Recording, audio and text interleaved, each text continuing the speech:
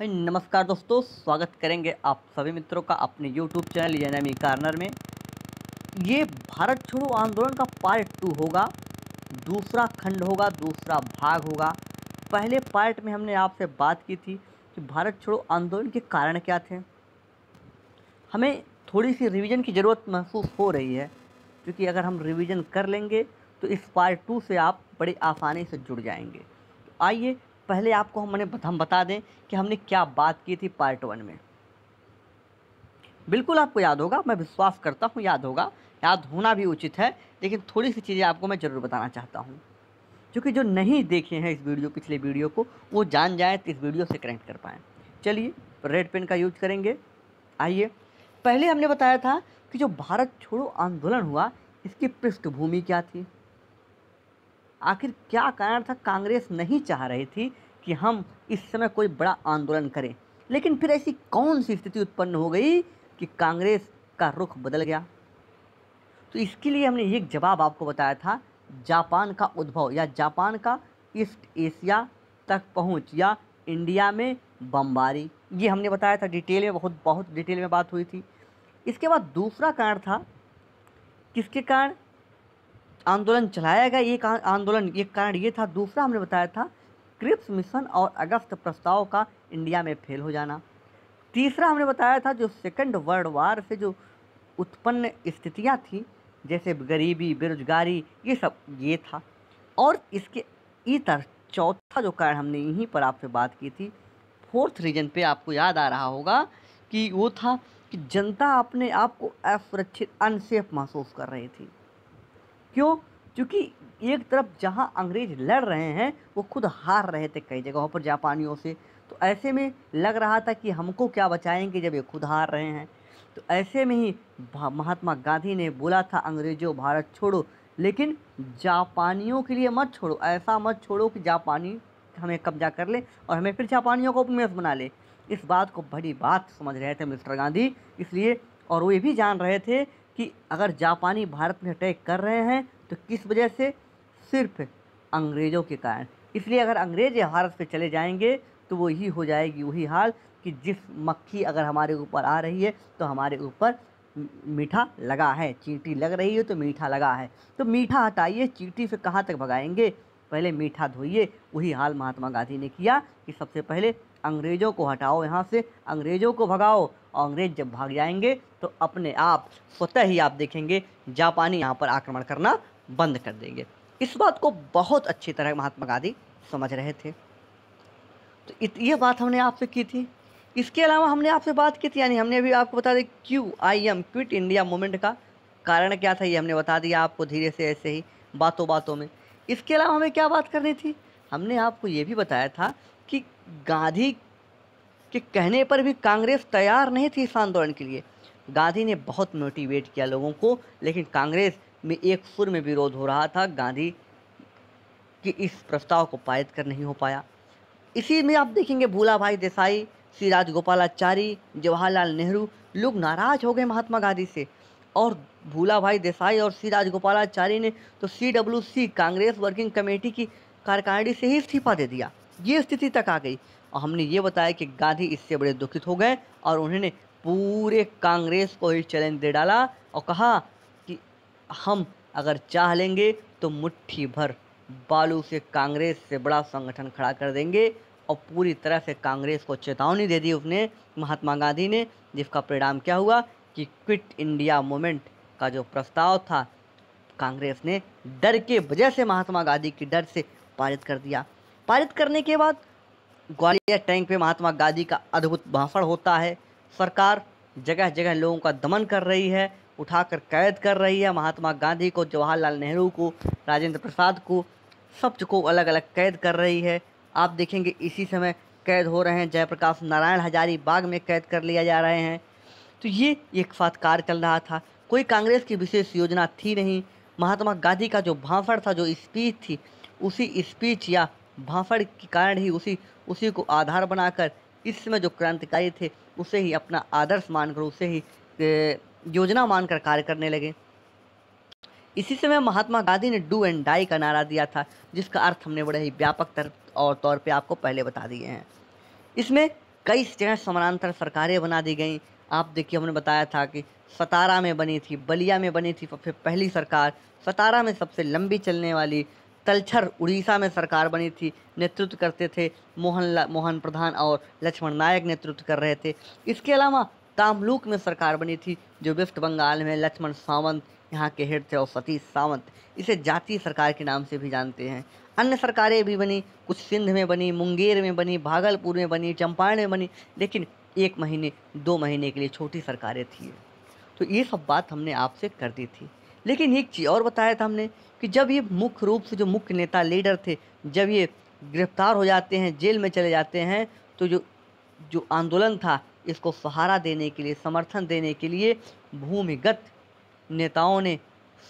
होकर नेताओं ने सहारा दिया।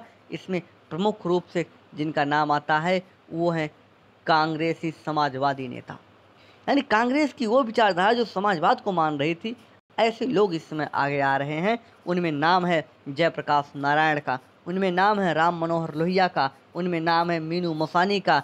मीनू मसानी, आप ध्यान रखिए, ये मेल कैंडिडेट है, मीनू मसानी फीमेल नहीं है, ये मेल हैं, एक व्यक्ति थे जो बहुत ही उनका आज़ादी के बाद भी रोल होता है। और देखेंगे इन्हीं में आचार्य नरेंद्र देव, अच्युत पटवर्धन, अरोड़ा आसफ अली, ये लोग भी घूम घूम कर लोगों को संदेश दे रहे हैं, जागरूक कर रहे हैं, लीडरशिप प्रदान कर रहे हैं।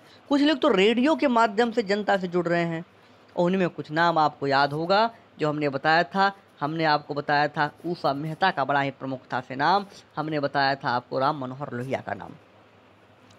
अब इतनी बातें हमने पिछले वीडियो में कर ली थी, रिवीजन वाला सेशन तो समाप्त हो चुका। जहाँ तक आपको हम लाना चाहते थे वहाँ तक आप हमारे साथ आ चुके हैं।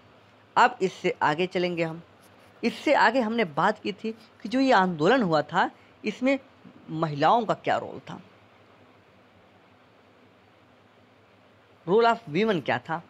तो देखिए, महिलाओं को रोल को समझिए बहुत ही डिटेल में, बड़े ही आराम से, जितनी ज़रूरत की चीज़ें हैं उसे हम बताएंगे कि महिलाओं का रोल क्या था किस आंदोलन में। भारत छोड़ो आंदोलन की हम बात कर रहे हैं। भारत छोड़ो आंदोलन में महिलाओं का क्या रोल था, इसमें हम और भी क्या बात करेंगे, किन के रोल की हम चर्चा करेंगे।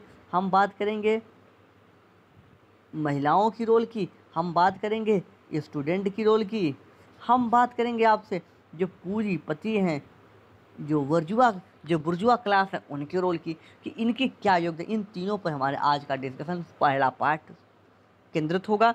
इसके बाद हम अन्य गतिविधियों को जो क्विट इंडिया मूवमेंट का पार्ट 2 उसे कवर कर देंगे पूरी तरह। तो आइए देखिए, पहला आपको नाम जो यहाँ पर मिलेगा, जो प्रमुखता से आपको ध्यान देने वाली नाम होगा, जो वो है आपको ये इमेज। आप इमेज पहचान तो नहीं पा रहे होंगे, लेकिन हम नाम बताएंगे। इनका नाम है उषा मेहता। उषा मेहता, ये उषा मेहता को आप पहचान रहे होंगे अब तो। और दूसरा ये नाम है, इन्हें तो आप अगर नहीं जानते तो मैं फिर बता दूं, ये है अरोड़ा आसफ अली। ये है आसफ अली। दोनों लोगों से आपका परिचय हो चुका है। अब आपको हम इनकी डिटेल बताते हैं। देखिए, उषा मेहता ने क्या किया, उषा मेहता ने नेतृत्व प्रदान किया था। हमने आपको बताया कब, इन्होंने एक समुद्र में, अरब सागर में एक जहाज नौका ली थी और नौका से ले जाकर दूर, वहाँ से जाकर रेडियो से लोगों को मैसेज दे रही थी, लोगों को संदेश दे रही थी।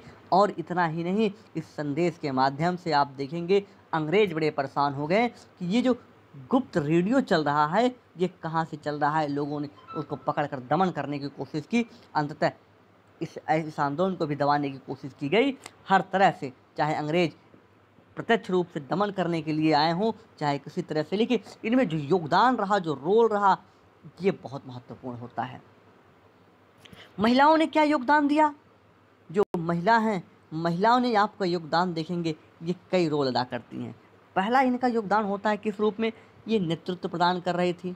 नेतृत्व प्रदान करने में हमने 2 नाम आपको बताएं, एक उषा मेहता का और दूसरा अरोड़ा आसफ अली का। दोनों का योगदान बड़ा ही महत्वपूर्ण है। हमने बताया अरोड़ा आसफ अली क्या कर रही थी, अरोड़ा आसफ अली ये घूम घूम कर लोगों को, इस आचार्य नरेंद्र देव के साथ घूम रही थी, उनके साथ घूम घूम कर लोगों को नेतृत्व दे रही थी कि आप आपके अंदर वो क्षमता है, आप लड़ सकते हैं। महात्मा गांधी का ये संदेश है, और जो संदेश महात्मा गांधी का था उसे ले जाकर ये जन जन तक पहुंचा रही थी। दूसरी चीज़ आप बात करें महिलाओं का और रोल क्या हुआ। ये पहली बात तो हमने यहाँ पे क्या कर ली कि इन्होंने नेतृत्व दिया। दूसरा इनका रोल और महत्वपूर्ण होता है, क्या, इन्होंने जितने क्रांतिकारी थे उन क्रांतिकारियों को खाना खाना लाकर पहुंचाया। अगर मान लीजिए क्रांतिकारी कहीं छुपे हुए हैं तो ये उनको खबर होती थी अगर, तो उनको लेकर भोजन देते थे, जिससे क्रांतिकारियों का आत्मविश्वास बढ़ता था, उनकी एक कॉन्फिडेंस आता था, उनके अंदर जो उनका चेन था जीतने का, या उनका जो चेन था वो लगातार बनता चला जाता था। और इतना ही नहीं, आप देखेंगे जब सहयोग होगा, इस तरह से एक दूसरे का सहयोग होगा, तो वो एक लंबी चेन बन जाएगी और उसे आगे उस मिशन को या उस आंदोलन को आगे बढ़ाने में उनको पूरा योगदान मिलेगा। ये तो एक चीज़ और हुई कि उन्हें सप्लाई चेन मेंटेन करने का काम किया। और क्या कर रही थी ये, जितने क्रांतिकारी थे उन्हें छुपने की व्यवस्था ये कर रही थी। क्यों? क्योंकि बड़ा ही सेंसिबल इशू होती है महिलाएं, और ये इन पे पहले शक नहीं जाता अंग्रेजों का, इसलिए से क्या कर रही थी, 3 काम मैंने पहले बताया। एक तो नेतृत्व प्रदान कर रहे थे कुछ महत्वपूर्ण लोग, दूसरी कुछ ऐसे लोग थे जो क्रांतिकारियों को खाना खिला रही थी, और तीसरी ये जो क्रांतिकारी हुआ करते थे उन्हें छुपने के स्थान को खोज रही थी, उन्हें छुपाने का कार्य कर रही थी। और क्या कर रही थी इसके अलावा, जी हाँ, ये 3 के अलावा चौथा भी काम कर रही थी। जब ये महिलाएं भोजन के लिए ले जाती थी, या किसी अन्य कार्य से इनके मिलती थी, या इनकी पत्नी ही होती थी, या इनकी बहन के नाम से मिलती थी, किसी भी रिलेशन से मिलती थी, तो उन्हें गुप्त सूचना देती थी। किस चीज़ की गुप्त सूचना, कि यहाँ पर पुलिस की कार्रवाई हो रही है, यहाँ पर पुलिस आई है, खोज रही है लोगों को, आप लोग अभी निकलिएगा नहीं। और जैसे ही मौका देखते हैं कि ये सुरक्षित है तो ये महिलाएं उनको सूचना दे देती थी। आज के ज़माने में इतना टेलीफोन और व्हाट्सएप तो था नहीं वहाँ पर, कि व्हाट्सएप था चलिए व्हाट्सएप कर देते हैं कि जगह सेफ है आप आ जाओ, ऐसा तो कुछ था नहीं, ना ऑनलाइन सिस्टम था, लोगों को जाना पड़ता था। तो लोग इन सबसे सेफ और सबसे सेंसिटिव में 2 चीज़ हो सकती हैं, एक बच्चे हो सकते हैं और एक महिला। तो इनमें महिलाओं ने इस कंधे पर ये जिम्मेदारी उठाई और बहुत ही अच्छी तरह से निभाया। ये रोल था महिलाओं का। तो यानी महिलाओं का रोल बहुत बड़ा होता है किसमें, भारत छोड़ो आंदोलन को आगे बढ़ाने में। यूपीएससी इनसे लेकर इस टॉपिक से प्रश्न पूछ सकती है, मोस्ट इम्पॉर्टेंट इसका सेशन है। ठीक है, आगे चलते हैं। अब बात कर लें आपसे स्टूडेंट का क्या रोल था, कि छात्रों का क्या रोल रहा, आखिर छात्र क्या कर रहे थे इस दौरान। आइए छात्रों की बात बताते हैं, छात्र क्या कर रहे थे। देखिए, छात्रों ने बड़ा ही जुझारू रूप से कार्य किया है। क्यों? आप देखेंगे जो छात्र थे उन्होंने जब भी विद्यालय अपना छोड़ा था, तो विद्यालय छोड़कर जगह जगह उग्र प्रदर्शन किया। जगह जगह उग्र प्रदर्शन कर रहे हैं, कुछ तो अपनी यूनिवर्सिटी में कर रहे हैं, कुछ यूनिवर्सिटी से बाहर कर रहे हैं। और इतना ही नहीं, एक घटना मिलती है पटना में। पटना में कई स्टूडेंटों का एक झुंड था और उस झुंड ने भारत माता की जय बोलते हुए झंडे लहरा दिए थे इसी समय। और देखेंगे यहाँ पर अंग्रेज़ों ने दमन करने के लिए बहुत तेज़ी से गोलियाँ चलानी शुरू कर दी, और इन मासूम, बड़े ही सीधे मासूम बच्चों के ऊपर गोलियां चलाई और कई मासूम बच्चे मारे गए, लेकिन उन्होंने अपना रास्ता नहीं छोड़ा, वो प्रदर्शन करते रहे। तो ये रोल निकल के आ रहा है स्टूडेंट का। स्टूडेंट का भी रोल बहुत बड़ा आ रहा है कि इस तरह से उन्होंने भी अपने साहस का परिचय दिया। इनके अलावा और कौन है, एक है पूंजीपति। ये पूंजीपति क्या रोल अदा कर रहे हैं, इनको भी समझिए आप। जब आपने महिलाओं को समझ लिया और स्टूडेंट को समझ लिया, तो पूंजीपति क्यों छोड़ा जाए। देखिए, जब क्रांतिकारी एक स्थान से छुपने का काम कर रहे हैं तो महिला उनको सहयोग कर रही थी, भोजन महिला दे रही थी। लेकिन अगर क्रांतिकारी को एक स्थान से दूसरे स्थान जाना है तो पैदल तो जाएगा नहीं। अगर वो पैदल जाएगा तो अंग्रेज की नज़र में आ जाएगा। इनको गाड़ी प्रदान करने की व्यवस्था, इनको वाहन देने की व्यवस्था कर रहे थे पूंजीपति। इनको एक जगह से दूसरे जगह शिफ्ट कराने का काम कर रहे थे पूंजीपति, और जो शिफ्टिंग के लिए जो आवास दे रही थी वो महिलाएं दे रही थी। यानी दोनों का, पूंजीपति, महिला, छात्र, सबका चेन बना हुआ है, इस तरह से बधा हुआ है, कोई एक दूसरे से अलग नहीं है। तो एक तो काम कर रहे हैं, किसका व्यवस्था कर रहे हैं ये? वाहन का। कहाँ, किस लिए? इनको एक जगह से दूसरी जगह मोबिलाइज कराने के लिए, जो बहुत महत्वपूर्ण था। दूसरा काम क्या कर रहे हैं?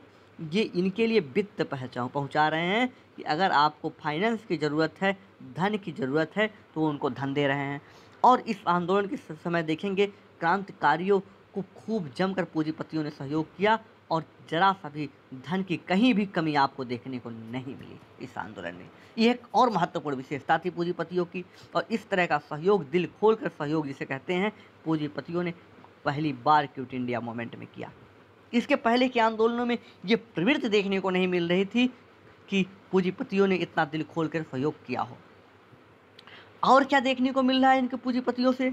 देखिए, पूंजीपतियों ने एक काम और किया, यहाँ तक वाहन का इंतजाम करने के अलावा इन्होंने कुछ निजी वाहनों में, जो निजी साधन थे जिनमें ये चल रहे थे, उनमें बैठाकर क्रांतिकारियों को एक स्थान से दूसरे स्थान पर मोबिलाइज कराया। ये भी एक बहुत बड़ी साहस की बात थी।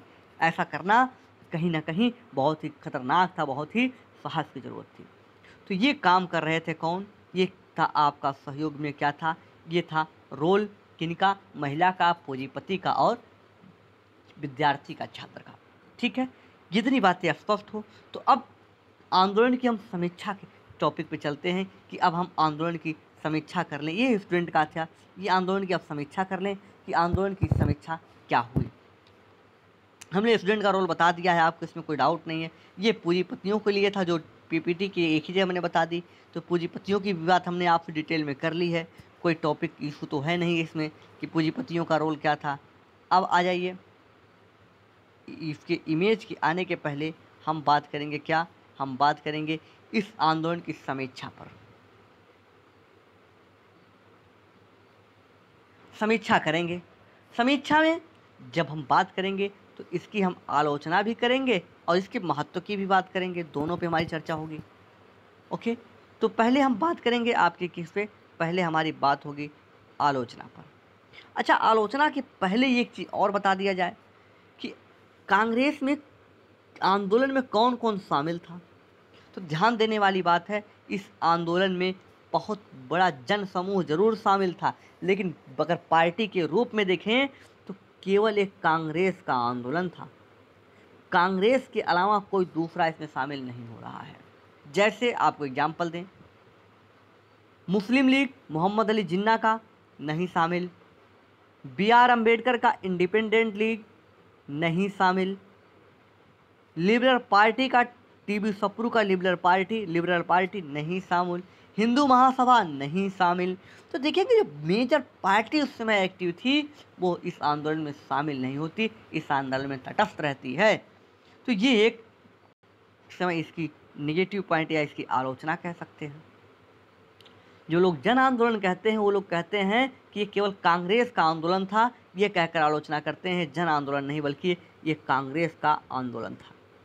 लेकिन ये कहना उचित नहीं है, इसकी हम आगे आपकी व्याख्या करेंगे क्यों कहना उचित नहीं है। और दूसरी चीज़ देखिए, तो आपने देखा कि आंदोलन कांग्रेस का कैसे था या इस आंदोलन की भागीदारी किसकी थी। इसके अलावा सरकारी दमन की बात कर लें हम कि इस आंदोलन का सरकार ने दमन कैसे किया। तो दमन की जब हम बात करेंगे तो दमन के लिए आप देखिए, इसके दमन के लिए आपको कुछ महत्वपूर्ण देखिए गौर करनी होगी। दमन के लिए इस आंदोलन को समाप्त करने के लिए उन्होंने कई पहलुओं पर काम किया, सिर्फ दमन का सहारा नहीं लिया बल्कि उन्होंने कई पहलुओं पर काम किया। नंबर 1 क्या कर रहे हैं, इसको ध्यान दीजिएगा। 1 लाख लोगों को उन्हें जेल में डालकर बंद कर दिया, और जितने भी बड़े बड़े नेता थे उन्हें जेल में कैद करके बंद कर दिया। किस लिए? आंदोलन को दमन करने के लिए सिर्फ उनका उद्देश्य था। दूसरा, उन्हें वहीं पर यातनाएं देना शुरू कर दी। यातनाएं का मतलब उन्हें सताना शुरू कर दिया, पीड़ा देना शुरू कर दी। और दूसरी की बात करें, दूसरा क्या कर रहे हैं, ये तो पहली विशेषता थी, कैसे कर रहे हैं। दूसरा, जो प्रदर्शनकारी थे अगर वो गांव से बिलोंग करते थे, जहाँ से भी बिलोंग करते थे क्रांतिकारियों के, उनके जो घर थे उनके घरों को जला दिया। जहाँ पर उन्हें देखा कि एक ही गांव के कई लोग हैं, कई क्रांतिकारी इसमें भाग लिए हैं, तो ये आंदोलनकारी को रोकने के लिए ये इतनी दुष्टता करते थे कि उस पूरे गांव को जला दिया, लोगों के सामान जला दिए, कई लोग जिंदा जला दिए गए अंग्रेजों के द्वारा। ये दमन का ये स्वरूप था अंग्रेजों का। ये थी दूसरी चीज। तीसरे में क्या कर रहे हैं वो? तीसरे में जानिए, गांवों के ऊपर सामूहिक जुर्माना लगा रहे हैं, कलेक्ट जुर्माना लगा रहे हैं कि आपको इतनी पेनाल्टी देनी होगी। जब लोगों ने पूछा क्यों, तो उन्होंने कहा कि आप लोग इस क्रांति में भाग लिए थे, इस वजह से आपको इतना हर्जाना देना पड़ेगा, हमारा इतना नुकसान हुआ है, उसके लिए पे आप करेंगे। तो ये देखिए इतनी क्रूरता से काम कर रहे थे अंग्रेज। और चौथे देखिए, चौथा तरीका, अन्य तरीका क्या था दमन करने का? जो चौथा तरीका था वो कौन सा था दमन करने का? ध्यान दीजिए, जगह जगह जहाँ पर बहुत ज़्यादा उन्होंने देखा कि भीड़ ज़्यादा है, ज़्यादा मोबिलाइज हो रही है, एक जगह से ज़्यादा दूसरी जगह क्राउड ज़्यादा जा रहा है, और वहाँ पर प्रत्यक्ष रूप से नीचे से फायरिंग करना संभव नहीं है। क्यों? क्योंकि ये लोग थाने को भी जला दे रहे थे, पटरिया उखाड़ ले रहे थे, तार काट ले रहे थे, जो चीज़ पा रहे थे उससे ये लोग भी पूरी तरह से आक्रामक थे, वायलेंस थे। इसलिए उन्होंने क्या सहारा लिया? जहाँ भीड़ ज़्यादा थी वहाँ पर उन्होंने हवाई फायरिंग करने का सहारा लिया।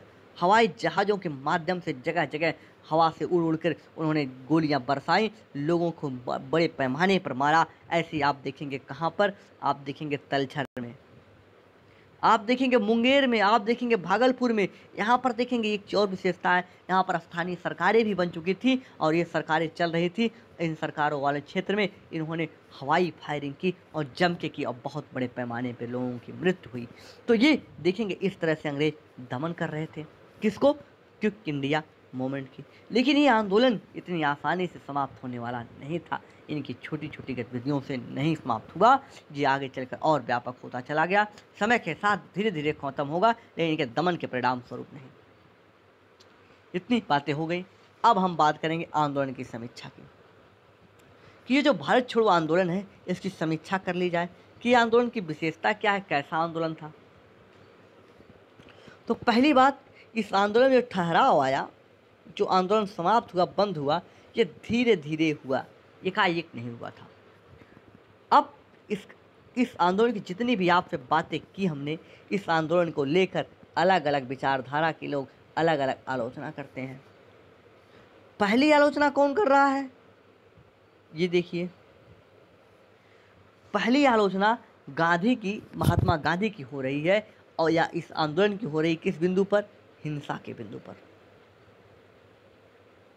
हिंसा के बिंदु पर क्या कह रहे हैं?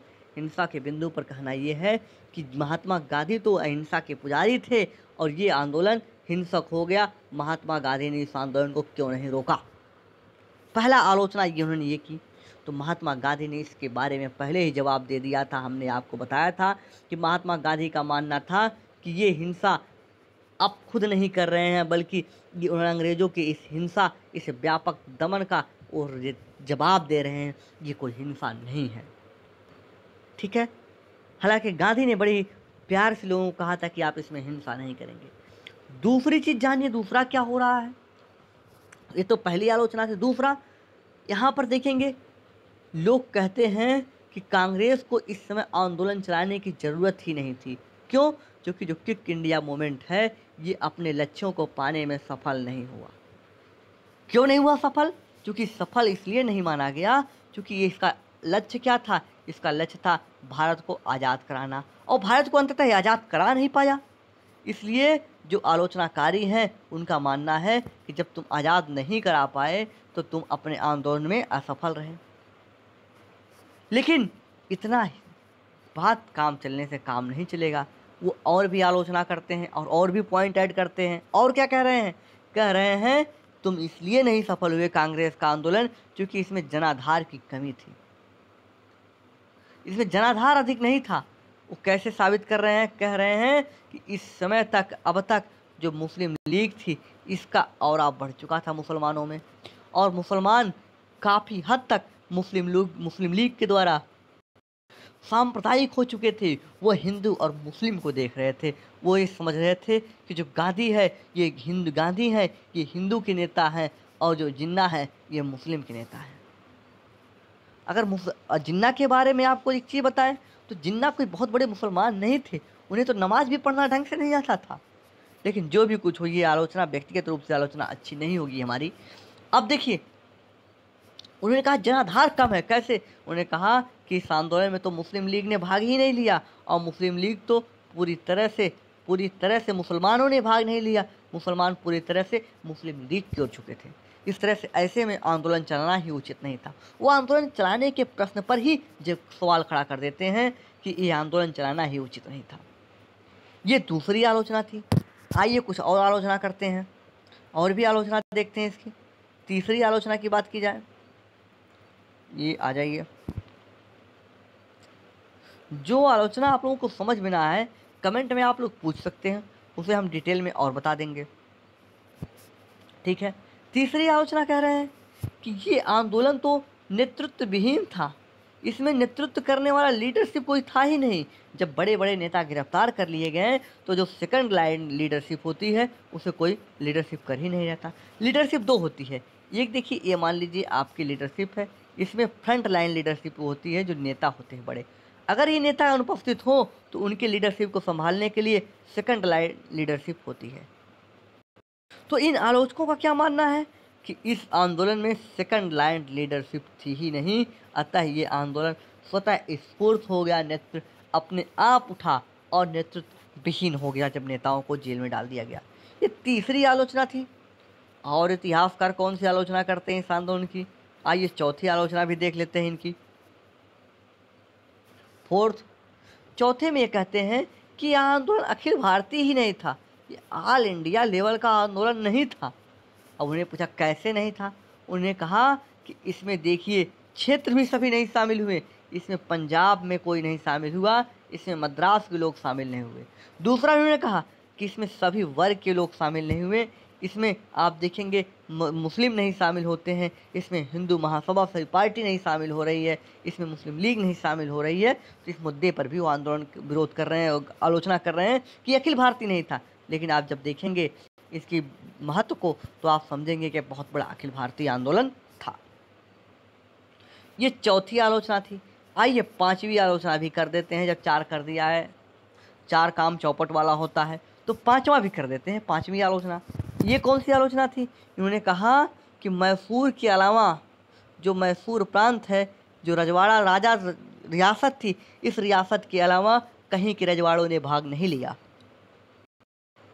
कहीं के रजवाड़ों ने भाग नहीं लिया। और लोगों ने, चूंकि क्यों रजवाड़े ने भाग नहीं लिया? क्योंकि महात्मा गांधी ने क्या कहा था, रजवाड़े तभी भाग लें जब वो जनता की संप्रभुता स्वीकार करें। और कौन सा रजवाड़ा ऐसा है जो चाहेगा कि हमारी संप्रभुता जनता में निहित हो जाए, लोकतंत्र आ जाए? ठीक है, इतनी बातें स्पष्ट। तो ये थी इस आंदोलन की आलोचनाएं। आइए इस आंदोलन के कुछ महत्व के पॉइंट को भी समझते हैं कि इस आंदोलन का महत्व क्या था। तो महत्व को भी समझ लीजिए, महत्व क्या था। महत्व का मतलब इंपॉर्टेंस की बात कर लें हम। देखिए, पहला महत्व तो ये था कि इस आंदोलन ने जो उपनिवेशवाद होता है, क्या उपनिवेशवाद, उपनिवेशवाद की जड़ें हिलाकर रख दी। कैसे? उन्होंने ये दिखा दिया कि अंग्रेज अब तुम्हारा यहाँ पर भारत में जो स्कोप है, जो भारत में जो तुम्हारा आधार है, ये समाप्त हो चुका है। और इस वजह से आप देखेंगे अंग्रेजों ने बहुत बड़ी क्षति महसूस की और उनके उपनिवेशवाद को एक झटका महसूस होता है। ये पहला महत्व है। दूसरा महत्व क्या हो रहा है? दूसरा महत्व समझिए, यहाँ पर अंग्रेजों की जो सार्वजनिक संपत्ति थी, उस सार्वजनिक संपत्ति को बहुत बड़ा नुकसान हुआ। इस आंदोलन ने ये दिखा दिया कि अगर फिर कोई ऐसा आंदोलन हम करेंगे तो अंग्रेज जितनी भी सार्वजनिक संपत्तियाँ होंगी उसे हम उठा ले जाएंगे, लोगों के तहस नहस कर देंगे, तुम्हारा जो सिस्टम है वो ब्रेक करके हम रख देंगे, तुम्हें कार्य करना हम दुर्लभ कर देंगे। ये उन्हें दिखाया। तीसरी चीज़ क्या आंदोलन की विशेषता थी? विदेशी वस्तुओं का जो निवेश था, विदेशी वस्तुओं का जो आयात निर्यात था, उसमें आप देखेंगे तीसरे पॉइंट में कि विदेशी वस्तुओं का भारत में जो आयात था बहुत कम हो गया। यानी विदेशों का व्यापार अंग्रेजों के लिए डेफिसिट में चला गया। अब तक वो जो लाभ ले रहे थे, जो पैसा उठा उठा कर भारत से ब्रिटेन ले जा रहे थे, उस सब में उनको अब देखेंगे अब तक वो लाभकारी धंधा उतना नहीं बन पाया था, बच पाया था। और क्या हो गया था, चौथे पॉइंट में आप देखें, इस आंदोलन ने ये दिखा दिया कि हम भारतीय लड़ सकते हैं, लड़कर जीत सकते हैं। और इतना ही नहीं, ये खुद के लिए नहीं, ये साउथ ईस्ट एशिया के जो देश हैं, जैसे आपको नाम बताएं, मलाया यानी मलेशिया, सिंगापुर, इंडोनेशिया, थाईलैंड, इन सब देशों को ये शिक्षा दे दिया इस आंदोलन ने कि अगर आप चाहो तो इन अंग्रेजों से लड़कर अपनी सत्ता स्थापित कर देते हो। और यही रीजन आप देखेंगे कि इस समय, इस आंदोलन के बाद, इस आंदोलन से शिक्षा लेकर, इस आंदोलन की से प्रेरित होकर साउथ ईस्ट एशिया में राष्ट्रीय आंदोलन की शुरुआत होती है। यानी भारतीय नेशनल मूवमेंट, जो इंडियन नेशनल जो मूवमेंट है, ये जो ईस्ट एशिया है वहाँ पर आप देखेंगे उसकी मूवमेंट, उसकी आज़ादी का आधार बन जाता है। और ये देन किसकी है? ये देन है महात्मा गांधी की, ये देन है भारत छोड़ो आंदोलन की। तो ये एक इम्पॉर्टेंस इसका एक और था, एक और इसका महत्व था। अब इसके पांचवें महत्व की ओर चलते हैं। वो कौन सा महत्व है? देखिए, जनता ने जो तीव्र विरोध किया था, जनता ने इस आंदोलन में बहुत तीव्र विरोध किया। और क्या, पहली बार जनता ने अंग्रेजों के द्वारा जो आदेश दिए गए, उस आदेश को पालन करने से उन्हें मना कर दिया और ये दिखा दिया कि लो अंग्रेज बाबू, तुम्हारे साम्राज्यवाद के दिन अब लद गए हैं, तुम ज़्यादा दिन के लिए मेहमान नहीं बचे हो इंडिया में। और क्या कर दिया इन्होंने? इतनी तो बातें कर दी। एक चीज़ और इस आंदोलन ने किया, क्या कि अंग्रेजों को ये दिखा दिया कि अब आप भारत छोड़ दो। और यही रीज़न है कि इस आंदोलन के बाद अंग्रेज इतना प्रभावी होते हैं कि वो भारत को छोड़ने की दिशा में प्रयास करना शुरू कर देते हैं। अब तक का सोल्यूशन आ चुका है जो कह रहा था कि हम डोमिनियन स्टेटस देंगे, लेकिन भारत उस पर तैयार नहीं था, ये बात हम बता चुके हैं। अब इसके बाद एक और मोमेंट होगा हल्का सा, ये महात्मा गांधी के नेतृत्व में नहीं होगा, बल्कि ये वो हो गई कि अंतिम जो कील होती है वो कील ताबूत में लग जाएगी, उसका नाम है INA मोमेंट। उसकी हम अगले वीडियो में बात करेंगे, लेकिन आज की वीडियो में इतना ही था। आइए हम PPT देखते हैं। PPT के माध्यम से कुछ और अगर चीज़ें होंगी तो उसे हम आपके डिस्कशन में शामिल करेंगे। चलिए शुरू करते हैं आज की PPT। हमने बताया था कि जो सरकारें समानांतर बनी थी वो कहाँ कहाँ बनी थी, आपको याद हो रहा, अगर याद हो तो हमने बताया था कि बलिया में बनी थी पहली समानांतर सरकार, और सबसे लंबी सतारा में चलने वाली बनी थी। और इसके अलावा सतारा महाराष्ट्र में पड़ता है और बलिया उत्तर प्रदेश में, ये तो याद ही होगा आप लोगों को। इसके अलावा जो तलछर उड़ीसा में सरकार बनी थी मोहन प्रधान और लक्ष्मण नायक के नेतृत्व में। सतारा वाला किसके था? नाना पाटिल थे वहाँ पर, और YV चौहान थे। बलिया में चित्तू पांडे थे। तो इन लोगों की जो सरकारें बनी थी, उसके अलावा कुछ सिंध में, मुंगेर में, भागलपुर में बनी थी। कुछ भूमिगत कार्रवाइयाँ भी हो रही थी। इसमें समाजवादी कांग्रेस के नेता बड़े ही एक्टिव थे। कौन थे इनमें एक्टिव थे? जो भूमिगत होकर दिशा निर्देश दे रहे थे, उनमें आपके नाम है जयप्रकाश नारायण, जो हजारीबाग के जेल में पहले तो कैद थे, पहले उन्हें कैद किया गया था, लेकिन वो कैद होने के बाद देखेंगे कि वहाँ से भागकर नेपाल जाते हैं। कैसे? दीवार कूद कर भाग रहे हैं और नेपाल में जब पहुँचते हैं तो वहाँ पर आज़ाद दस्ता का गठन कर रहे हैं, और वहाँ से उन्होंने इस आंदोलन को नेतृत्व करने की कोशिश की। और राम मनोहर लोहिया क्या कर रहे हैं? ये रेडियो के माध्यम से लोगों से जुड़ रहे हैं, रेडियो के माध्यम से संचालन कर रहे हैं। ओके, रेडियो के माध्यम से संचालन कर रहे हैं। किसका? कि जो नेतृत्व नहीं था आंदोलन में, उस नेतृत्व को देने की कोशिश कर रहे हैं। ओके, मीनू मसानी ये भी बहुत ही एक्टिव हैं। उषा मेहता ये भी रेडियो के माध्यम से लोगों को जागरूक करने का काम कर रही हैं। उषा मेहता एक फीमेल हैं। एक उनकी कहानी अभी हमने आपको बताई कि जहाज, एक पानी का जहाज लेकर उसको से नेतृत्व करने का प्रयास कर रही हैं। अन्य नेताएं आचार्य नरेंद्र देव, अच्युत पटवर्धन, अरुणा आशा परी जो एक महिला थी, ये क्या कर रही हैं, घूम घूम कर लोगों से मिलकर जगह जगह पहुंचकर नेतृत्व करने की कोशिश कर रही हैं, नेतृत्व प्रदान कर रही हैं। ऐसे में इनका योगदान बहुत बढ़ जाता है। इनके अलावा हमने अब आज के वीडियो में जो मेजर बात की थी महिलाओं की भूमिका पर, role of women in Quit India movement की बात हमने की। तो इसमें हमने बात की आपसे उषा मेहता की, हमने बताया कि किस तरह से उन्होंने लीडरशिप उठाई, अरुणा आशा परी ने किस तरह से लीडरशिप उठाई और फ्रंट पर आकर उन्हें नेतृत्व प्रदान किया, फ्रंट लीडरशिप उन्हें उठाई। और योगदान दूसरा हमने बताया कि उन्हें नेतृत्व किया, खाना पीना लोगों को पहुंचाया, जगह जगह जहां छुपे थे लोग वहां पर उन्हें भोजन देने की कोशिश की, जिससे इनका जो छुपाहट है, जो हाइड थे, वो लंबे समय तक उन्हें छुपाया जा सके। अगर भूख लग जाती, अगर भूख की समस्या होती तो बाहर निकलते और जल्दी आंदोलन समाप्त होने की दिक्कत आ जाती।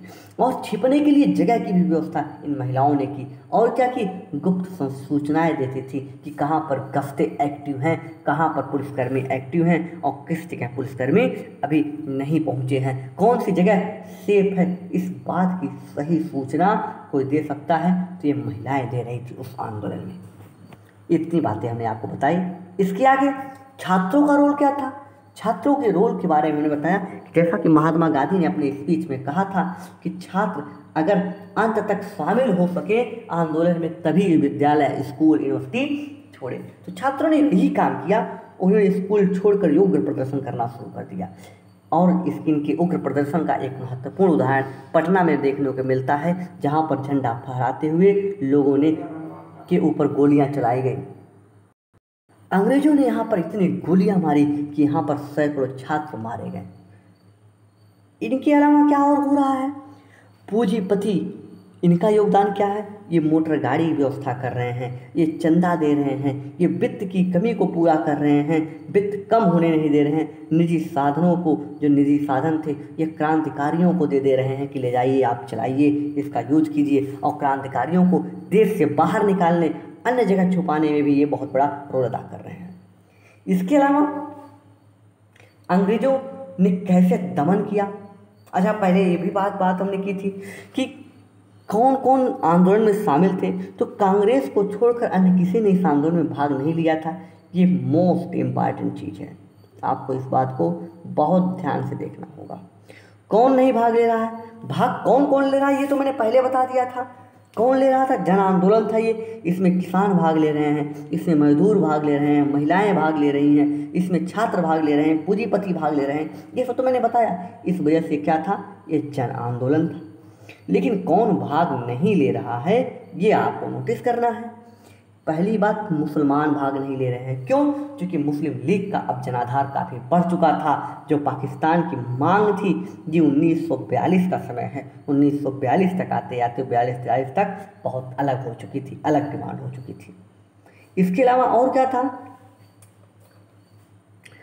B.R. अम्बेडकर कि जो दलित लोग थे ये भी इस आंदोलन से भाग नहीं लिए। इन लोगों ने भी इस आंदोलन से दूरी बनाए रखी, यानी B.R.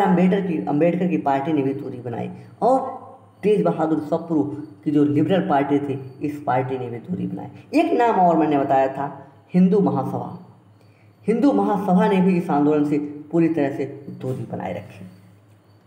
ठीक है, आगे आइए। अब बात करते सरकारी दमन कैसे उन्होंने किया, कि आंदोलन को कैसे सप्रेस किया, कैसे दबाया, कैसे उसे मसला इन्होंने। और आंदोलन में बहुत ही तीव्रता से दमन करते हैं। दमन करने के लिए कुछ तरीके अपनाए कि पहला तरीका तो उन्होंने लाखों लोगों को जेल में डाल दिया और बड़े बड़े नेताओं को जेल में डाल दिया। कईयों को तो, जो नेता जिनका ऑरा कम था, जिनका प्रभाव कम था, उन्हें यातना बहुत तेजी से अंग्रेज देने में आगे थे कि तुम क्यों घुस आए बीच में। उसके अलावा जी जहाँ पर भी प्रदर्शनकारी लोग थे, उन प्रदर्शनकारियों के घरों को जाकर जला दे रहे थे अंग्रेज। घरों को जलाने के अलावा उनकी जो संपत्ति थी, उस संपत्ति को हड़प ले रहे थे, अपने पास वापस ले रहे थे। इतना ही नहीं, अगर उस गांव में, उस क्षेत्र में कई लोग थे, तो पूरे गांव के गांव को अंग्रेजों ने जलाने से भी एक बार भी नहीं सोचा इस आंदोलन के दौरान। तो इस आंदोलन की आप इस प्रवृत्ति को भी समझ सकते हैं कि अंग्रेजों का दमन बहुत तीव्रता से हुआ। और गांवों पर जो आंदोलन, जो गांव क्रांतिकारियों को छुपाने में सहयोग दे रहे थे, उन गांवों पर पूरे गांव पर जुर्माना लगाया अंग्रेजों ने इस समय। तो ये भी आपको देखने वाली बात थी। इसके अलावा जहाँ पर क्रांतिकारी गतिविधियाँ बहुत अधिक हो रही थी, प्रदर्शन बहुत तेज़ी से हो रहे थे, उस प्रदर्शन वाले क्षेत्र पे इन्होंने एक काम और किया, क्या, हवाई फायरिंग शुरू की। और हवाई फायरिंग का उदाहरण आपको तलछर में मिलेगा, मुंगेर में मिलेगा, भागलपुर में मिलेगा। यानी वो क्षेत्र ही है, आप चुनाव करेंगे, देखिए चुना गया जहाँ पर समानांतर सरकारें बनी थी। और ये समानांतर सरकारें क्षणिक थी, कुछ ही समय के लिए बनी थी, 2 महीने 3 महीने के लिए ही। ठीक है, आइए इतनी बातें स्पष्ट, तो आगे चलते हैं। आंदोलन की समीक्षा के समय हमने बताया आपको, क्या बताया कि इस अपने समय में इस आंदोलन की जो समीक्षा हमने की, समय के साथ इस आंदोलन में ठहराव आया। लेकिन इस आंदोलन की जब हमने आलोचना की, तो आलोचना में हमने बताया क्या कि ये हिंसात्मक आंदोलन था, जबकि गांधी ने कहा था कि हिंसा नहीं होनी चाहिए। हिंसा को गांधी चाहते तो रोक लेते, गांधी ने रोका नहीं था। ये तो वही कहानी हो गई कि जब जब असहयोग आंदोलन के दौरान महात्मा गांधी हिंसा के लिए रोक लेते हैं, तो ये आंदोलनकारी, ये आलोचना करने वालों का काम ही होता है। तो वहाँ पर ये क्या कह रहे थे कि आपने क्यों रोका, आज नहीं रोका उन्होंने, तो कह रहे हैं आपने क्यों नहीं रोका। लेकिन कोई बात नहीं, इतिहास है, आलोचना होनी चाहिए। और ये एक अलग मैटर है, क्यों, क्योंकि अगर आप आइडियल हैं, रियल में बात हमारी विचारधारा है, अगर आप आदर्श हैं तो आप अपने आदर्श को क्यों छोड़ें। लेकिन यहाँ पर महात्मा गांधी ने अपने आदर्श को छोड़ा नहीं था, ध्यान देने वाली बात है। उन्होंने कहा था डू एंड डाई, इसको आप ध्यान रखिएगा। उन्होंने ये नहीं कहा करो या मरो, कि करो, कर पाओ तो कर पाओ, नहीं तो मारो या मर जाओ, ये उन्होंने नहीं कहा। उन्होंने कहा डू एंड डाई, यानी इस आंदोलन को ऐसा बना दो कि इसी आंदोलन में सब कुछ मिल जाए, हमको अपना सब कुछ लगा दो। जैसे होता है ना कि आप डू एंड डाई की तरह से तैयारी करो और इस बार क्वालिफाई करो। ऐसा नहीं है कि आप मर के तैयारी करो, इसका मतलब ये है, मर कर या मार के, इसका मतलब ये है कि आप जितना अपना 100% हो वो दे दें। तो वो गांधी का कहने का मतलब था डू एंड डाई। ओके, अब अगला आलोचना कहते हैं, इसमें मुस्लिम लीग का जनाधार बढ़ चुका था, अतः मुस्लिम लीग को शामिल नहीं किया, तो अतः यह आंदोलन चलाने का समय भी सही उचित नहीं था।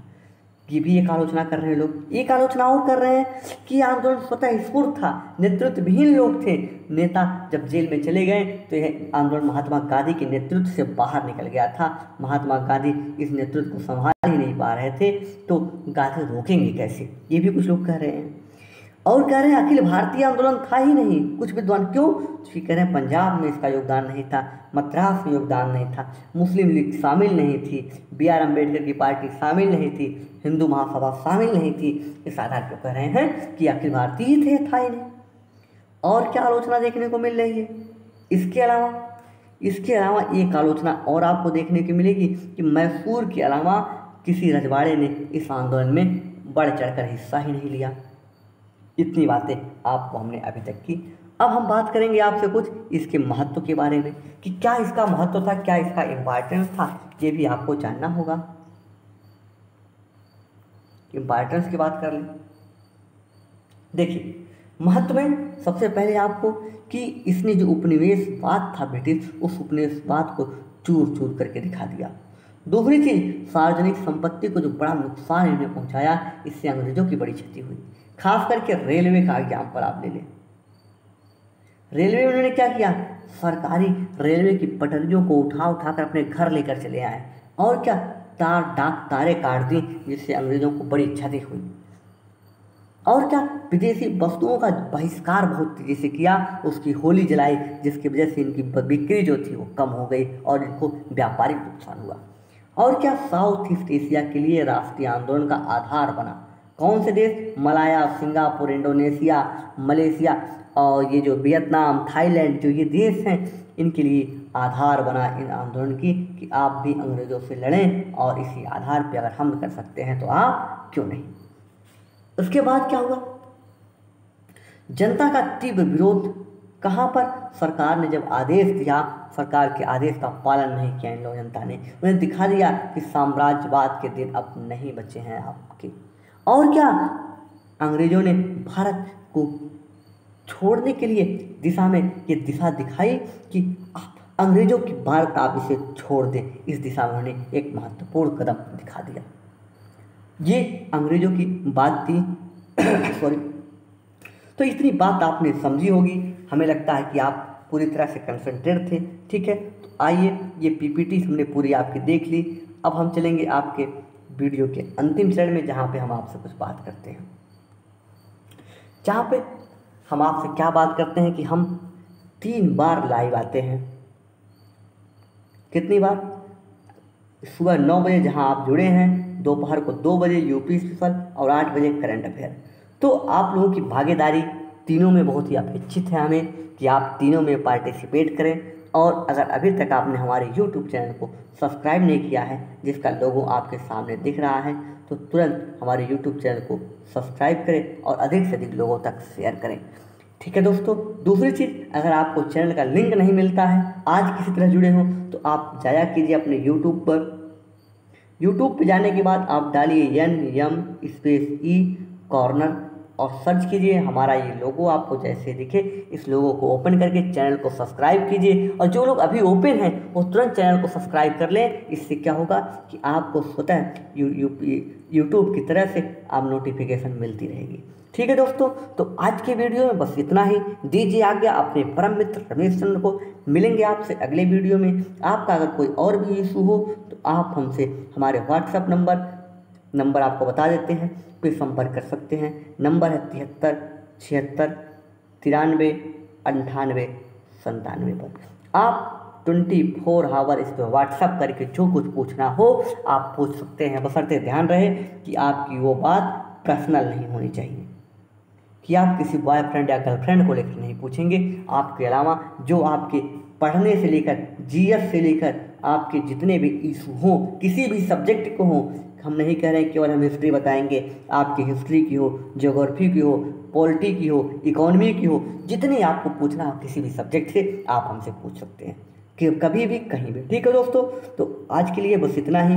मिलेंगे आपसे अगले वीडियो में। जय हिंद, जय भारत।